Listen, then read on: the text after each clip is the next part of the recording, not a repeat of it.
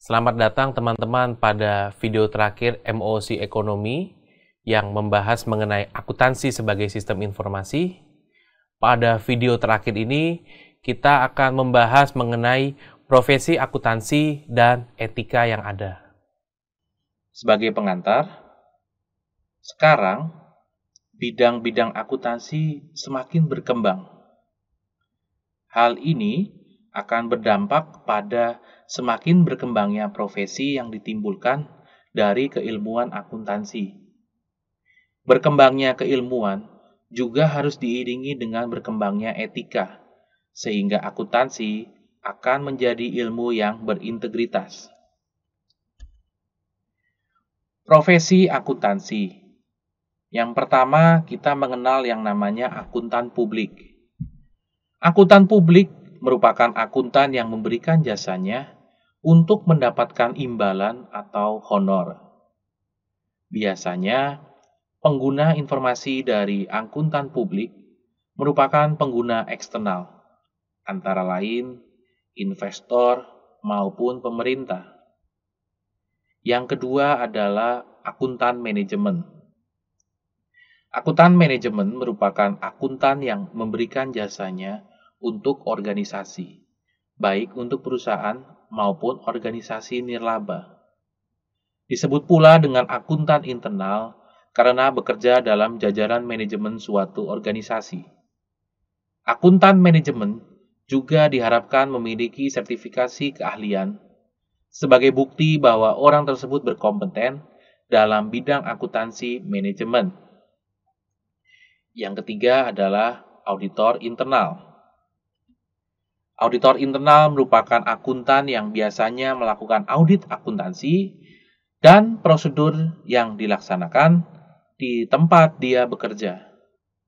Auditor internal juga didorong untuk memiliki sertifikasi keahlian, yaitu sertifikat auditor internal. Sekarang kita akan masuk pada etika dari profesi akuntan. Kita kembali ke dasar dahulu. Etika adalah pedoman bagaimana manusia harus hidup dan bertindak sebagai orang yang baik. Etika dapat digunakan untuk membedakan perbuatan yang benar dan salah. Perbuatan yang salah akan menyebabkan situasi yang tidak kondusif dan dapat berujung pada pemberian sanksi. Ketika bertindak, seorang akuntan harus memperhatikan segala hal yang menjadi prinsip dan pedoman yang berlaku, agar dapat membedakan yang benar dan salah. Akuntan harus berani melaporkan angka-angka di dalam informasi akuntansi secara benar dan akurat. Namun nyatanya, terdapat beberapa kasus yang mengguncang dunia akuntansi. Antara lain, yang pertama adalah Enron Corp di Amerika Serikat, kasus WorldCom, dan yang ketiga adalah kasus kode etik PT Garuda Indonesia Persero di Indonesia. Karena adanya kasus-kasus tersebut, organisasi yang menaungi profesi akuntansi terus membentuk kode etik untuk menjadi standar acuan bagi akuntan dalam memberikan jasanya. Misal, Ikatan Akuntan Indonesia atau IAI, mereka membentuk kode etik profesi. Yang kedua adalah Ikatan Akuntan Publik Indonesia atau IAPI, mereka menyusun kode etik untuk profesi akuntan publik di Indonesia. Ketiga adalah Konsorsium Organisasi Profesi Audit Internal. Mereka menyusun kode etik profesi audit internal.